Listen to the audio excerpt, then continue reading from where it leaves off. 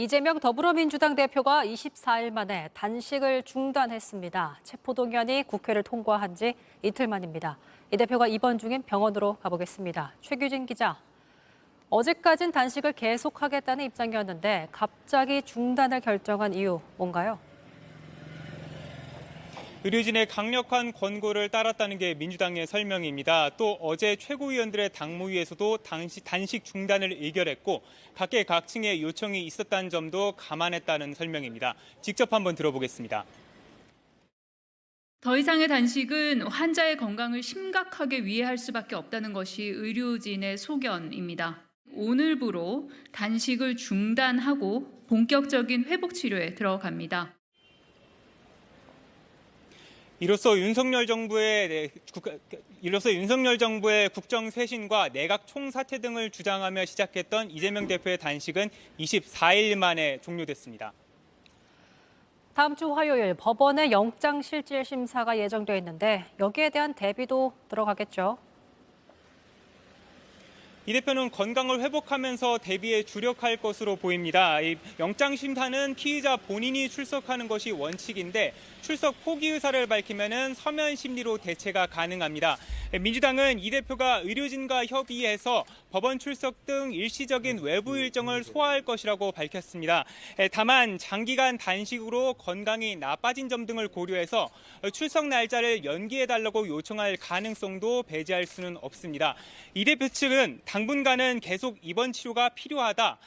단식 투쟁은 보통 단식 기간 이상을 입원해야 한다며 심사 출석은 결국 이 대표의 건강 회복이 관건이 됐다라고 전했습니다. 조금 전에 비명계로 불리는 송갑석 의원이 최고위원직에서 사퇴를 했습니다. 네, 송갑석 의원은 어제 이재명 대표에게 지명직 최고위원에서 물러나겠다는 뜻을 전했고 이 대표가 고심 끝에 오늘 수락했다고 민주당이 밝혔습니다. 체포동의안이 가결된 뒤 친명계 의원들에서 이제 당 지도부에서 비명계를 향해서 반드시 책임을 묻겠다는 취지의 언급을 해온 점, 그리고 이재명 대표의 지지자들이 송 의원의 사퇴를 요구해온 점 등이 영향을 미친 것으로 보입니다. 이런 가운데 앞서 박광호 원내대표의 사퇴로 인해서 치러질 보궐선거에 친명계의 홍익표 의원이 출마하기로 했습니다. 이로써 민주당 지도부가 친명 중심으로 완전히 재편될 가능성이 더욱 커졌습니다. 지금까지 서울 녹색병원에서 JTBC 최규진입니다.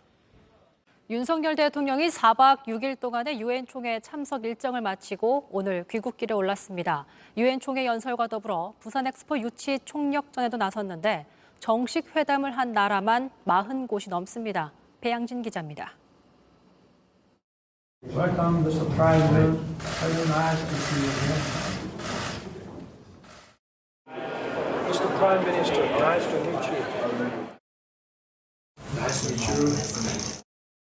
윤석열 대통령은 미국 뉴욕에서 유엔 총회에 참석한 닷새 동안 모두 40개 넘는 국가와 양자회담을 했습니다. 날마다 30분 단위로 10개 가까운 일정을 소화하며 부산 엑스포 유치를 위한 총력 외교에 나선 겁니다. 회담장은 유엔 총회장 바로 앞 유엔 한국 대표부에 차렸습니다. 장소도 여러 곳 마련해 윤 대통령이 옮겨 다니며 회담을 했습니다. 일정이 밀리면 회담이 무산될 수도 있어 의전팀 직원들이 유엔 본부 일대에 흩어져 상대 정상을 회담장으로 안내했습니다. 효율적인 유치전을 위해 윤 대통령은 아프리카와 중남미 등을 집중 공략했습니다. 기존엔 접점이 많지 않았지만 개발 협력을 할 여지가 큰 지역들입니다. 이 때문에 서아프리카의 모리타니아와 중남미 카리브해의 아이티 등 수교 이래 처음으로 만난 나라만 9곳이었습니다. 부산 엑스포를 통해 대한민국은 그동안 국제사회로부터 받은 도움을 국제사회에 돌려주면서 책임 있게 기여하는 글로벌 중추국가로 도약하고자 합니다. 이번 달 아세안과 G20 정상회의에서도 양자회담 20건이 열렸습니다. 한 달 새 양자회담만 60차례 소화한 겁니다. 김건희 여사도 뉴욕 맨해튼에 마련된 부산 엑스포 관련 체험 공간을 둘러보며 엑스포 유치 전에 힘을 보탰습니다. JTBC 배양진입니다. 철근 빠진 아파트로 전관 특혜 논란을 일으킨 LH가 전관의 기준을 새로 만들었습니다. 퇴직 3년 이내인 2급 이상을 전관으로 정했는데 3년이 넘으면 전관이 아니기 때문에 오히려 기존 전관 업체에 면죄부를 준 거 아니냐 이런 지적이 나오고 있습니다. 정아람 기자입니다. LH는 공직자윤리법의 취업 제한을 근거로 전관의 기준을 새롭게 만들었습니다. 공직자윤리법 취업 제한은 일정한 직급의 공무원이 퇴직일로부터 3년간 관련 기업에 취업할 수 없게 하는 내용입니다. LH는 여기에 따라 퇴직 3년 이내의 2급 이상을 전관으로 정하고 전관이 속한 업체는 용역심사에서 최대 감점을 주겠다고 했습니다. 일반 공무원 취업 제한 규정을 전관이라는 범위에 적용한 겁니다. LH의 새 기준에 따르면 2급 이상도 퇴직하고 3년만 지나면 전관이 아니기 때문에 자유롭게 LH 일감을 따낼 수 있습니다. 철근 빠진 아파트에서 감리와 설계를 맡았던 이른바 전관업체도 과거 퇴직자들이 많기 때문에 더는 전관업체가 아닙니다. 현장 반응은 회의적입니다.